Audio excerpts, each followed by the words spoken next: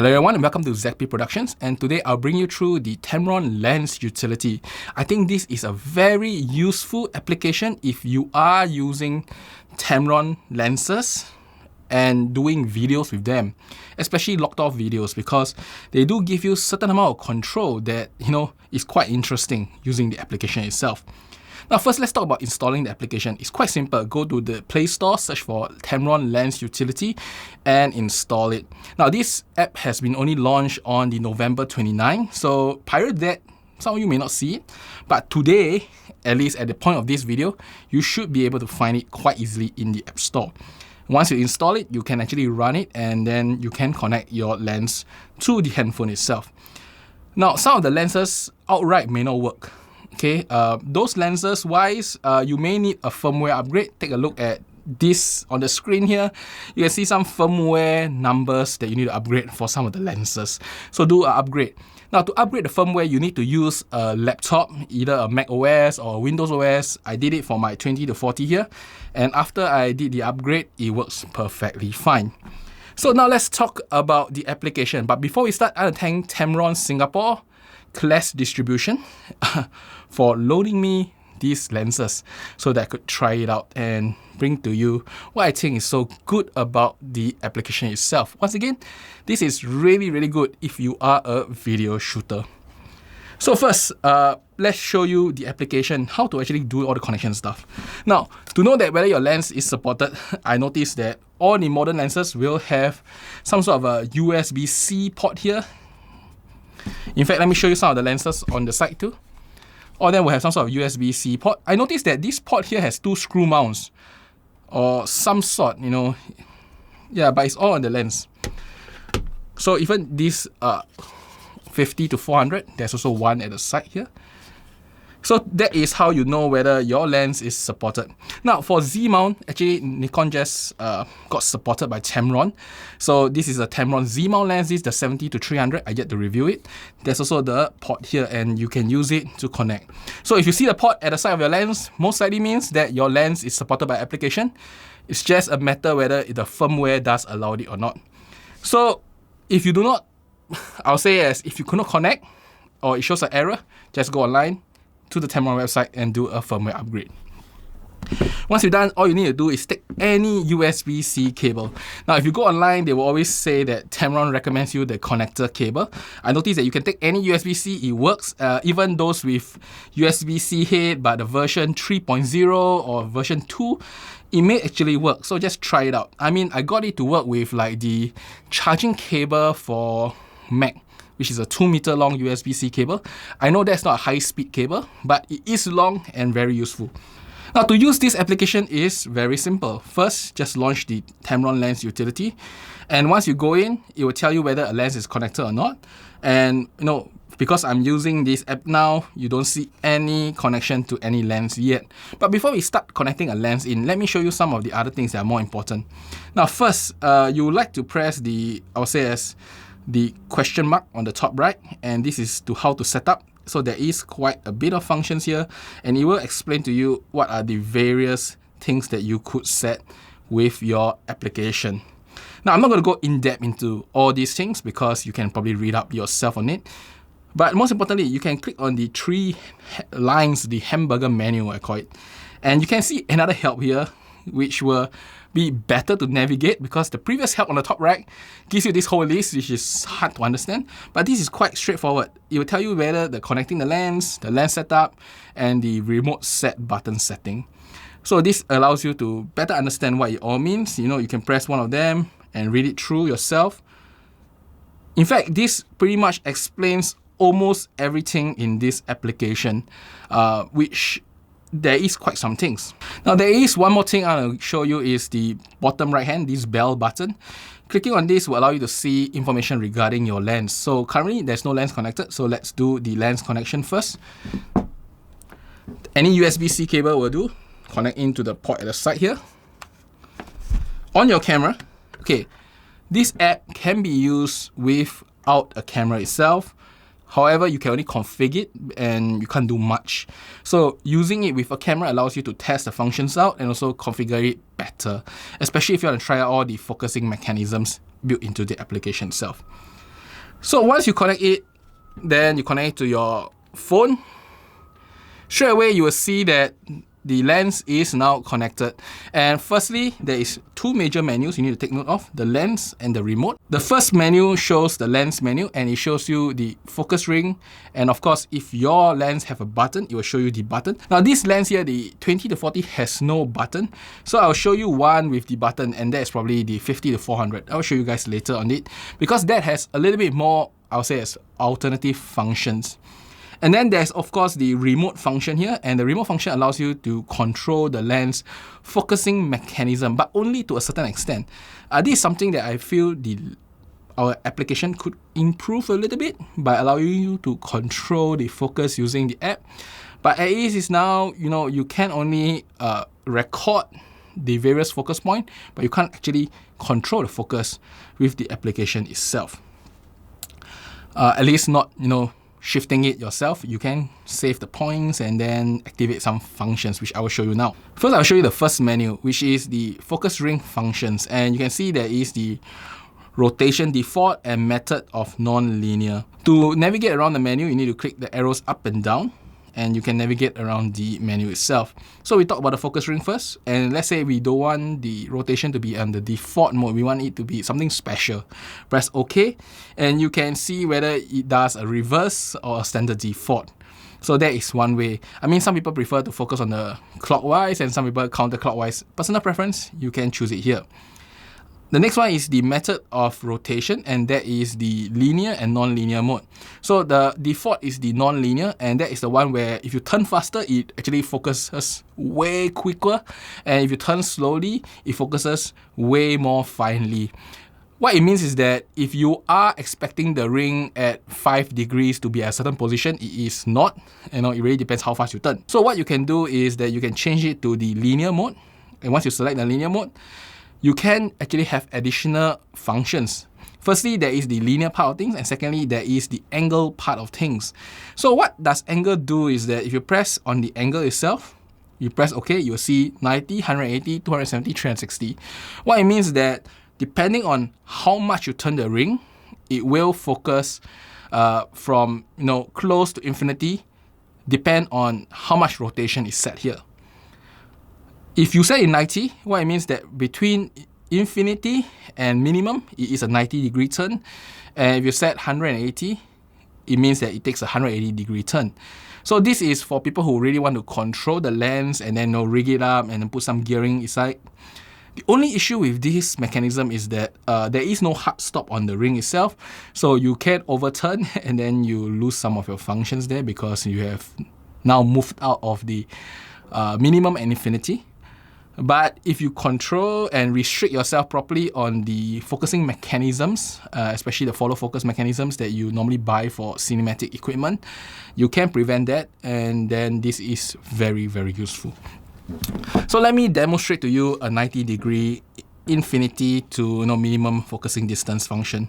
So if I press OK, and now it means that my focusing ring is 90 degrees from linear to infinity. Now I will show you the minimum to maximum in 90 degrees. So see my fingers here, and then I will show you the captured screen on the A1 itself. I press record now, and I show you 90 degrees turn. It's at infinity, it crosses the camera and back at 90 degrees turn. Okay. So what if I do a 180 degrees version? 180 degrees version, now it's at minimum. If I turn 90 degrees, notice that the footage doesn't change much. If I change another 90 degrees, it goes past the camera and behind the camera now. Notice how much more you need to turn to actually capture the minimum and maximum focus distance. So this is actually the function of the angle on the application itself. Allow you to configure how much turn is required to get into the focus itself. So this is good definitely for people who do any form of video. Well, you can rig it up properly, put the hard stops there, and then utilize the lens like a proper manual focus lens with the fidelity that you desire. Okay, that is for the ring itself. Now, this lens here, the 20-40 has minimum function. Let me swap over to the 50-400, and that has additional buttons. Okay, now I'm back on the 50 to 400. Let me connect it to the application. Now there's one more thing I'm going to show you now. Just now I told you that on the bottom right hand side, you can press a button to see the lens itself. You can press the bell button and you will see the model is A067. I think that is the chip number. Software 2, up to date, and then you'll tell you the lens model 50 to 400. So you can see what lens is connected to the application very easily. Now, this time with the 50 to 400, you have a lot more functions.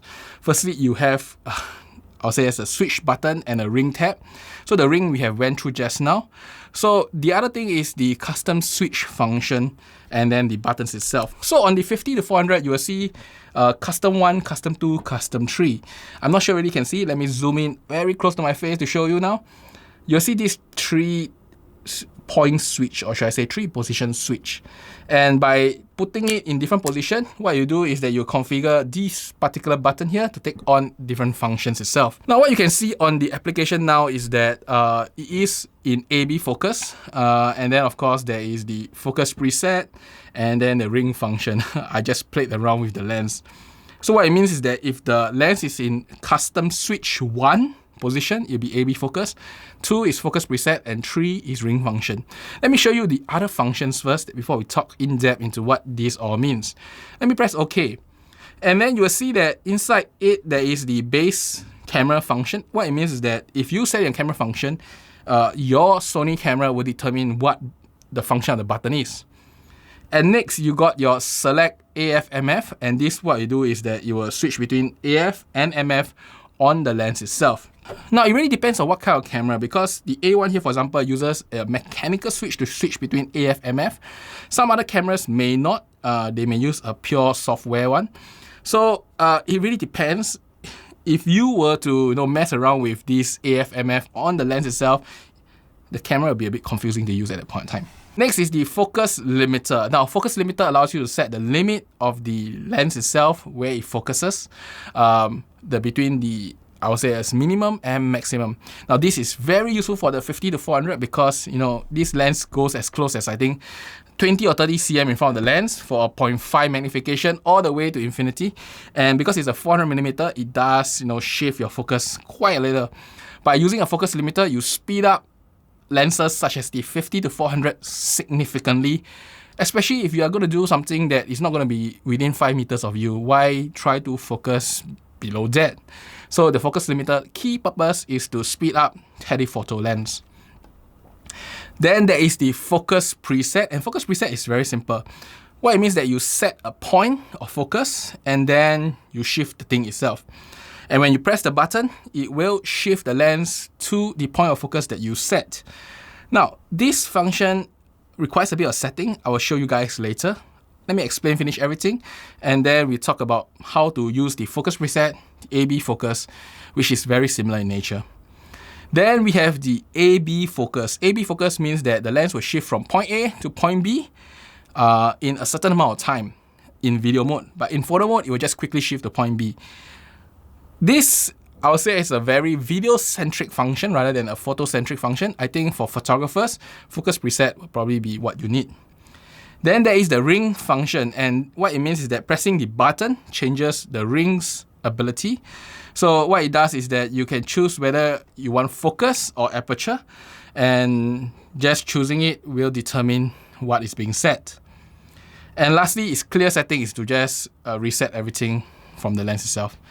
First, let's talk about focus limit. So you will see momentary, full, momentary, limit, press, hold. What it means is that for momentary versions of this, when you press the button and hold, it will be in that particular mode, momentary.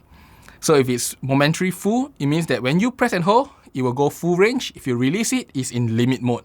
And if momentary limit, it means that when you press the button, it will go into that limit mode. While if you release it, it is full mode. Why does it matter? If you are a birder, you may want to have momentary full, because what it means that more often than not, you will need a limit No, you don't want to focus anything below 5 meters. And occasionally you want to focus something close, you press the button, you focus something close. Momentary limit, on the other hand, is for people such as portrait users. Then more often than not, they will use the full range, but maybe occasionally they want to shoot something just far and do it really quick. They can press the button and become momentary limit. Now, press, it means that the moment you press, it will switch mode between full and limit, and hold, it means that when you press and hold 1 second, then will it activate the function. So press and hold is the same thing, it's just whether is it immediate or pressing and holding to activate it itself.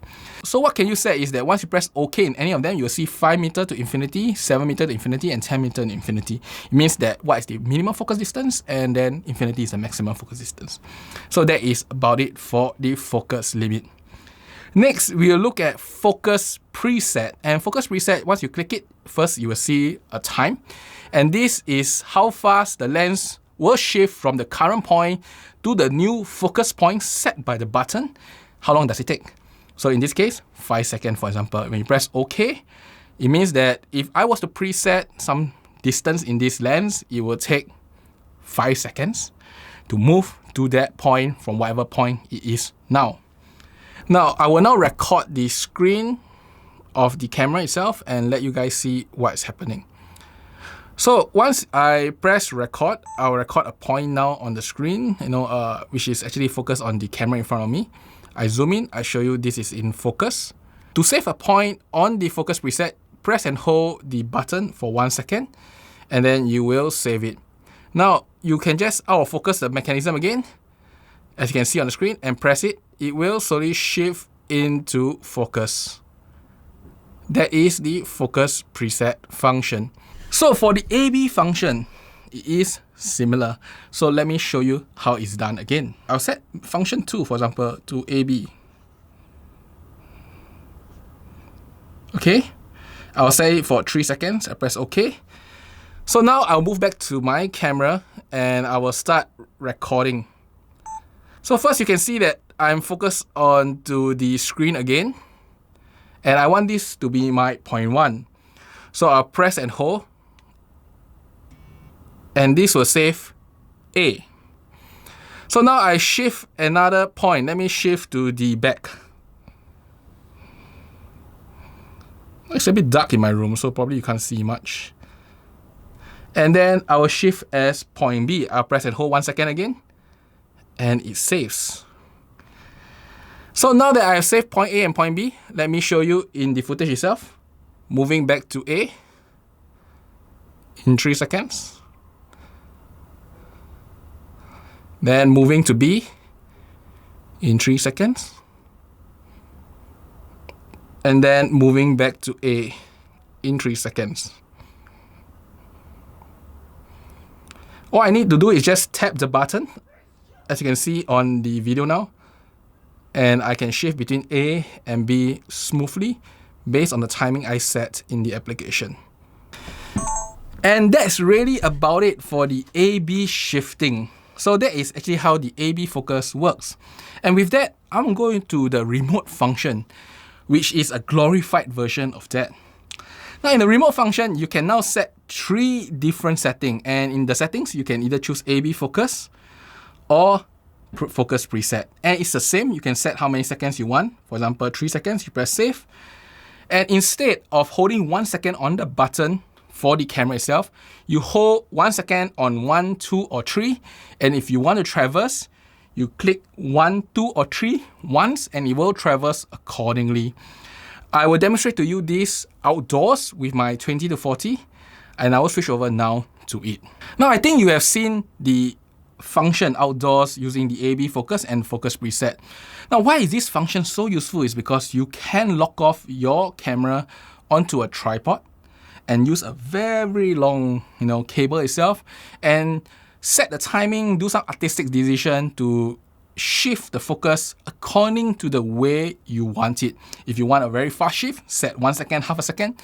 If you want a very slow shift, set maybe 5 seconds, 10 seconds, and you can have 3 versions of it.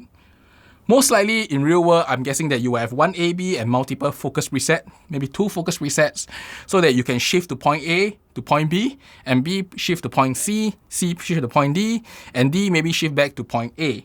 that's probably how you want to do it. I'm not too sure, it depends on your artistic direction. But this will definitely shorten the effort, to mess around with focus outdoors. Now, one of the things they can improve is to allow me to rack my focus with my phone. Because when I'm shooting outdoors and I'm going to do this function, most likely I will have a monitor.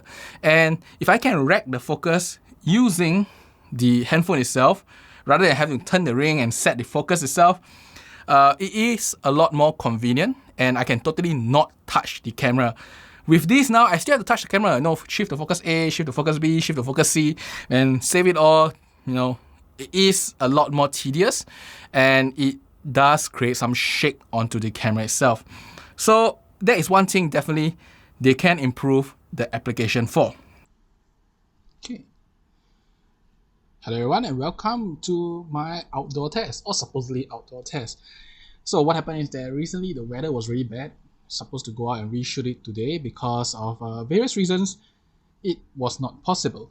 So I will just show you from a perspective of what if you want to focus near to far, outdoors, and using the mobile app. So obviously you see I can connect myself to the lens itself, and I'll be using the remote mode. So let me show you a few things. You can see the back of my camera and of course my handphone itself. So let's look at the functions in the remote. So there is the focus preset and AB focus. So first I will just use the focus preset, and now I want to focus on this point here. You can see. So I'll just record from my camera itself. Oops, sorry. So I'll now record from my camera itself, and you can see that I'm currently focused on this item here. Probably can show you the blow up of the recorded screen. Now to ensure that I'm really focused, let me focus it again and then zoom in. You can see I'm focused on this item here. So now I want to save this preset. So just like using it on the camera, I just press and hold for 1 second, and then it's saved. So what happened now is that if I was to shift this to any other place, let me shift this away to, let's say, the background. Let me go here, focus to the background. Great, it's now focusing on the background. And now if I was to press 1, it will take 3 seconds to slowly rack to this point again. You can see that the timer is over, and now let me shift it back in, and let me zoom in again. You can see the focus is there. So for AB is very similar. So let me set up AB focusing. I use AB focus, and I say I want 5 seconds to rack, save. And at my first point, let's say I want it to be here. This is my first point, press and hold. First point set. Second point, let me focus in here, zoom in. Yes, it's in focus, press and hold. So now AB point is set. So when I press 2, it will go from B to A in this case. And then when I press again, it will go from A to B in this case. So to make sure I'm seeing what I'm seeing, let me zoom in again. You can see it's in focus. Press again, 5 seconds, it will move towards the other point, which is here. And let me shift it to here. Zoom in again, it's in focus. So this is a very simple way. Now what you can really do is, set up multiple focus presets. So I can have one preset. Let's say I want to focus on this building here. Let me zoom in. I'll focus on this, and let me set this to focus preset. I say I want to shift this to 3 seconds. I press save, press and hold, save the point. Now what I can do is I can shift from point A, which is down here. Last time when I last saved, you shift to here. And then I want to shift back to the building at the back, which is here. Then I shift back to here, this point here. Then I want to do an AB where I go from here to here. And then you can now move on to this building again just to check focus. You can see that this is sharp. So it really opens up a lot of possibilities with the handphone app, where you can set 3 focus preset or multiple ABs, and then you can mess around with it and save all your presets. So you can actually preset up your scene and rack it through.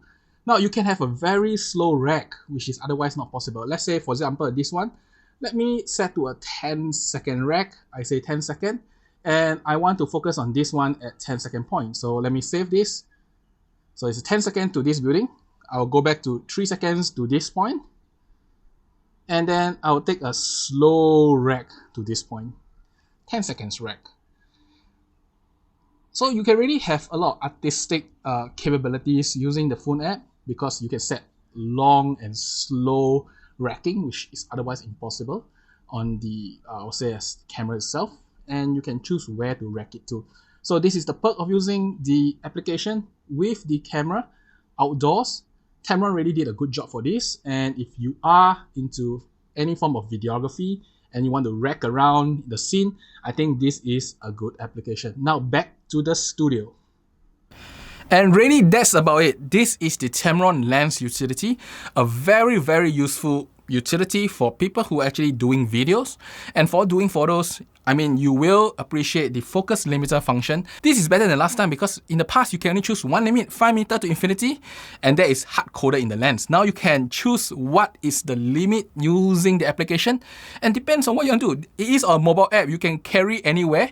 If you are going to do birding the whole day, straight away, just connect this into your camera, set it up, and you will never focus anything below 10 meters. And if you are doing portraiture, you may want to disable it totally. Just remove it from the custom function, and voila, your camera will be working as it should be again. So this is a very, very useful application for photographers, but an extremely useful application for videographers. I hope this video really helps you understand what is this application for and how to utilize it, because it took me some time to explore it, but once you know how to use it, it is an invaluable item. And kudos to Tamron for providing such an application to use in their lenses today. That's all for today. I hope you enjoyed this, and I will see you next time. Bye bye.